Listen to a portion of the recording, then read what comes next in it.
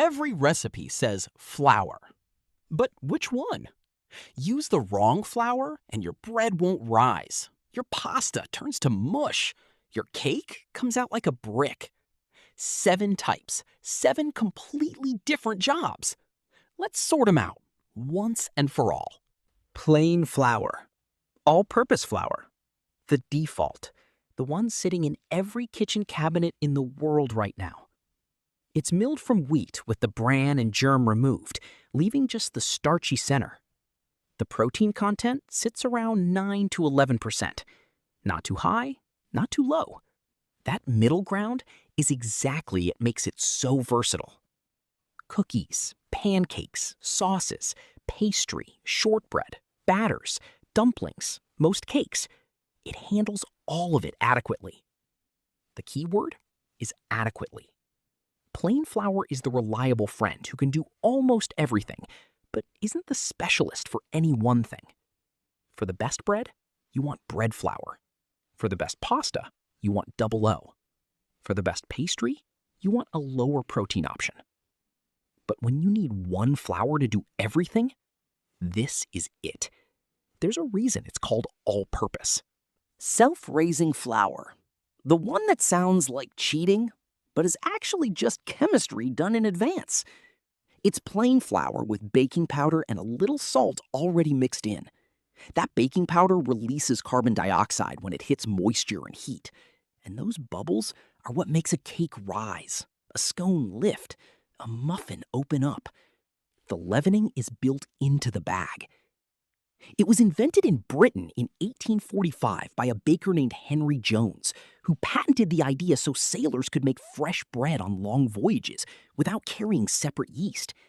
It became one of the most practical kitchen inventions in history. The rule most people don't know: never substitute self-raising for plain flour without adjusting your recipe. Too much baking powder and your bake rises fast and then collapses.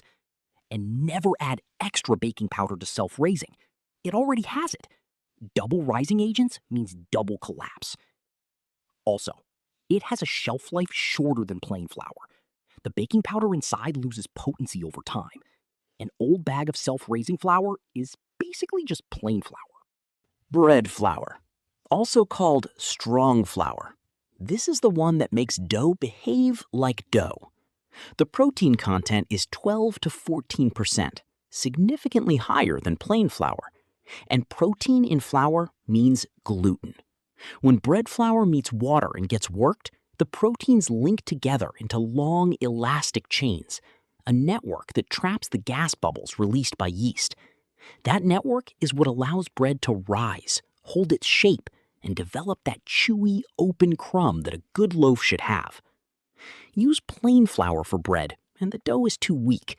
It rises, collapses, comes out dense. Bread flour gives it the structure to actually hold. The gluten network also explains why you need bread dough. Every fold and stretch develops those protein chains further, building the elasticity that gives great bread its texture.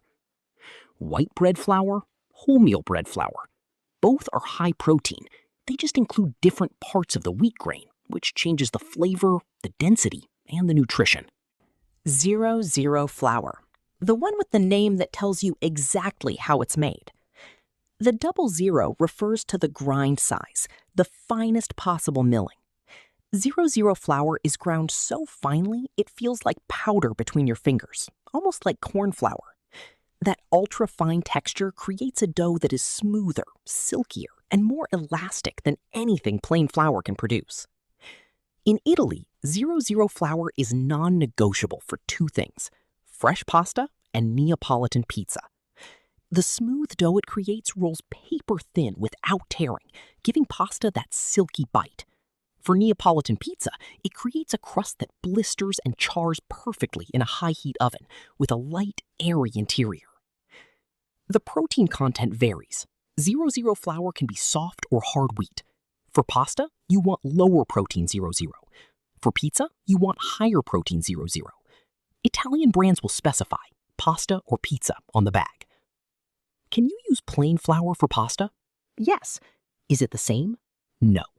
The texture, the bite, the way it holds sauce, 00 flour produces something that plain flour simply cannot. Almond flour, the flour that changed gluten-free baking from a compromise into something genuinely worth eating. It's exactly what it sounds like.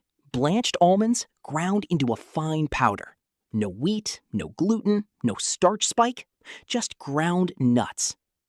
Because it's high in fat and moisture from the almonds, baked goods made with almond flour come out incredibly moist and tender, almost more so than wheat flour.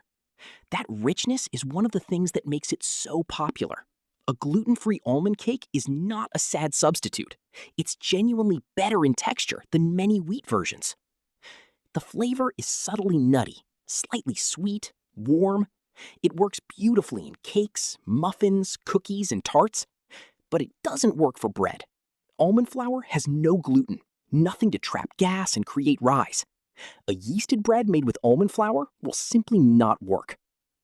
It's also much higher in protein and healthy fat than any wheat flour, and much lower in carbohydrates. For anyone eating low-carb or keto, almond flour is the foundation of almost every baked good.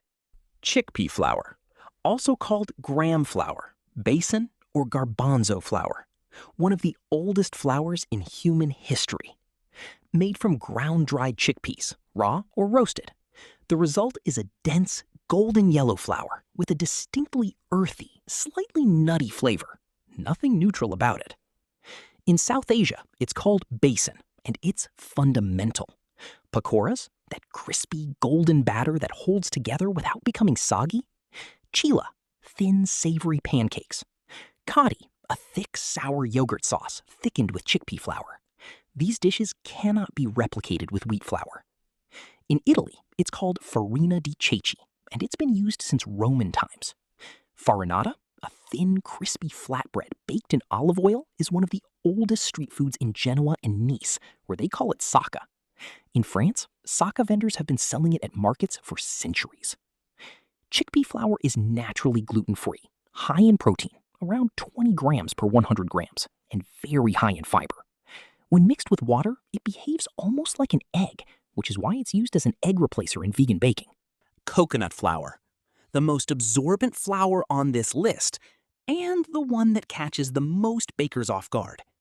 Made from dried, defatted coconut flesh ground into a fine powder.